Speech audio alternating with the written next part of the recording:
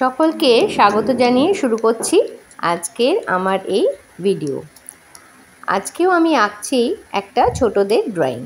এখানে ফার্স্টে একটা বার্ড আমি ড্র করছি, আর বার্ডটা করার জন্য ফার্স্টে বার্ডের ফেসটাকে করে নিচ্ছি। ফেসটা করে নিয়ে তারপরেই আমি ধীরে ধীরে বার্ডের যে বডি পার্টসটা আছে সেটা করব। এই টাইপের সহজে বার্ডসের ছবি ছোটদের শেখানো হলে তারা কিন্তু এইগুলো সহজেই আঁকতে পারে। এর পরবর্তীকালে আমি এরকম সহজ উপায়ে কিছু অ্যানিমাল ফিগারও করে দেখাবো। আর এখন যেমন আমি বার্ডের যে বডির অংশটা আছে সেটা আমি করে নিচ্ছি। এইভাবে ধীরে ধীরে স্টেপ বাই স্টেপ ড্রয়িং করলে আঁকাটা অনেকটা ইজি হয় ছোটদের ক্ষেত্রে, যারা একদম নতুন আঁকতে শুরু করছে তাদের ক্ষেত্রে। কারণ ছোটদের তো অতটা হাতের স্কিল প্রথমেই থাকে না, ধীরে ধীরে আঁকতে আঁকতেই হাতের যে স্কিলটা সেটা আসে।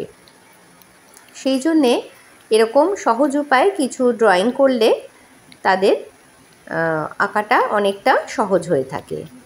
আর বার্ডটা আঁকা হয়ে যাওয়ার পরেই কিন্তু আমি এখানে ট্রিটা ড্র করছি।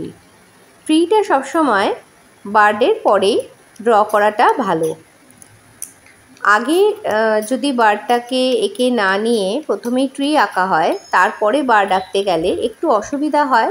কারণ বার্ডটা যে ট্রির ওপরেই আছে এক্স্যাক্ট, সেটা করা অনেক সময় একটু মুশকিল হয়। আমার যে স্টুডেন্টস আছে তাদেরকেও আমি দেখেছি যে অনেক সময় ওদের বলার সত্ত্বেও ওরা আগে ট্রিটাকে এঁকে ফেলে, তারপর কিন্তু বার্ডটাকে ঠিক মতো সেট করতে পারে না।